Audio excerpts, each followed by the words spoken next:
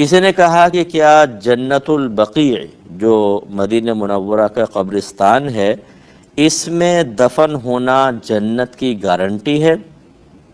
جی نہیں، یہ ایسا کوئی نہیں بات بیان کی گئی، بلکہ یہ اکابرین نے تو یہ بیان کیا کہ وہاں پر ایسا بھی ہوگا کہ جس کے عقیدے میں خرابی ہے، جیسے کوئی گیا شخص اور وہاں دفن ہو گیا تو کیا وہ بھی جنت پہ جائے گا؟ ایسی بات نہیں ہے، بلکہ بعض جو اہل کشف تھے انہوں نے یہ دیکھا، اہل کشف کی بات کر رہا ہوں، کہ جو اس طرح کا الٹا سیدھا آدمی وہاں دفن ہو گیا اس کی لاش کو کہیں اور منتقل کر دیا گیا۔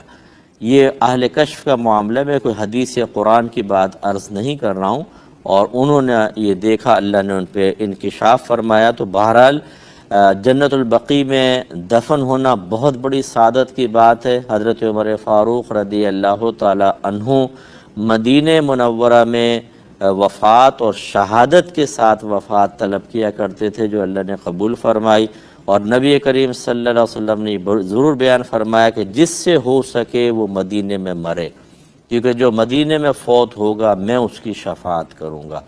لیکن یہ دوسری بات بھی ہے کہ ضروری نہیں ہے کہ جو جنت البقیع میں دفن ہوگا وہ ضرور جنت میں جائے گا، یہ گارنٹی نہیں ہے۔ اعتکاف میں بیٹھنا فرض ہے؟ تو یہ فرض نہیں ہوتا۔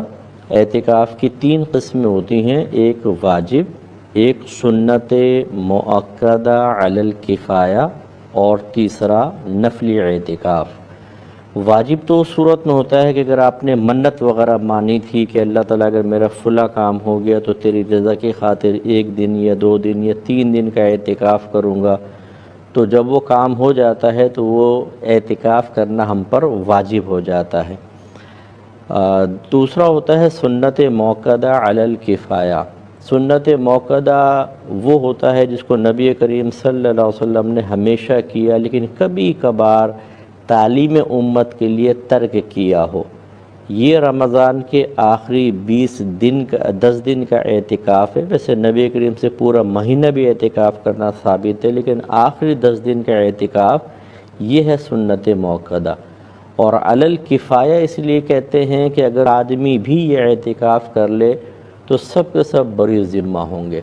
ویسے تو کفایہ عبادت وہ ہوتی ہے کہ شہر میں سے اگر ایک آدمی کر لے تو کفایت کرتی ہے، لیکن چونکہ اب ہمارے محلے بہت بڑے بڑے ہو گئے ہیں اور اس میں کئی مساجد ہوتی ہیں، اس لیے محلے کا اعتبار کر لیں کہ سنت موقدہ علی الکفایہ ہے کہ اگر پورے محلے میں سے ایک آدمی بھی کر لے تو یہ اعتکاف ہو جائے گا۔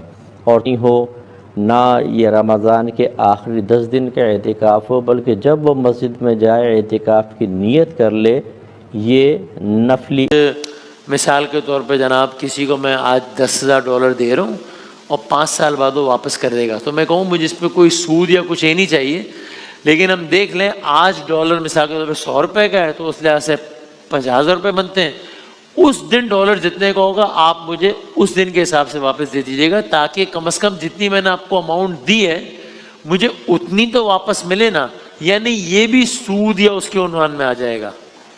جی بسم اللہ الرحمن الرحیم۔ پہلے تو حضرت نے جیسا فرمایا بالکل بیانی ویسے ہی اوکے، بالکل ٹھیک۔ بس تھوڑا سا میں یہ عرض کروں گا کہ سود کب بنتا ہے؟ ہاں، کہ جب ہم کوئی مالی معاملہ کریں اور یہ مشروط ٹھہرا لیں، ہاں، یعنی وہ اس میں سے کنڈیشنل یہ صورت ہو کہ میں آپ کو جتنا دے رہا ہوں اتنا آپ کو واپسی پہ زیادہ دینا ہوگا، اور سامنے لگا ٹھیک ہے، جیسے $1,00,000 دیا اور یہ 1.5 لاکھ مجھے واپس کرنا ہوگا، وہ کہے چلو یس، تو یہ 50,000 جو زیادہ ہے یہ سود ہے۔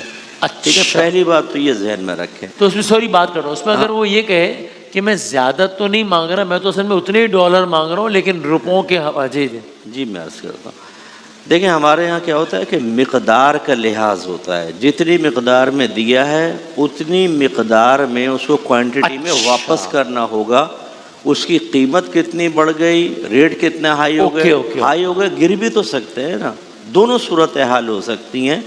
لہٰذا اگر مشروط ٹھہرا لیا گیا کہ میں 1,000 دے رہا ہوں، بھی دیکھو حالات سے 1,500 واپس کرنا، سود بنے گا۔ اوکے ٹھیک۔ اور اگر یہ نہیں ہے اور وہ اب مثلا دینے والا سوچ رہے تو اچھی سوچ کے ہاں ملے نا. ہاں. بعض کہتے ہیں تم نے 1000 دیا تھا تو بھئی اب اس کے حساب سے جو قیمت بن رہی ہے نا میں پاکستانی روپیز میں وہ دوں گا, ڈالر میں نہیں دوں گا, ڈالر میں تو اتنا زیادہ بن جائے. یہ غلط ہوگا, آپ کو ڈالر ہی دینے ہوں گے. قیمت بڑھ گئی, اگر گھٹ جاتی تو پھر ڈیڑھ ہوشیاری کرتے آپ, پھر نہ کرتے. دوسری بات یہ ہے کہ جیسے آپ نے فرمایا بالکل جب واپس کریں تھوڑا سا زائد کر کے دے دیں, اس میں بہتری ہوتی ہے, کوئی حرج نہیں ہے. صحیح. تو یعنی فارمولا یہ ہوا کہ بس جتنے پیسے دیے اس سے 10 روپے بھی اضافی ہے اور طے کر کے اضافی ہے تو وہ سود کو عنوان طے کر کے اضافی ہے. تو یہ بات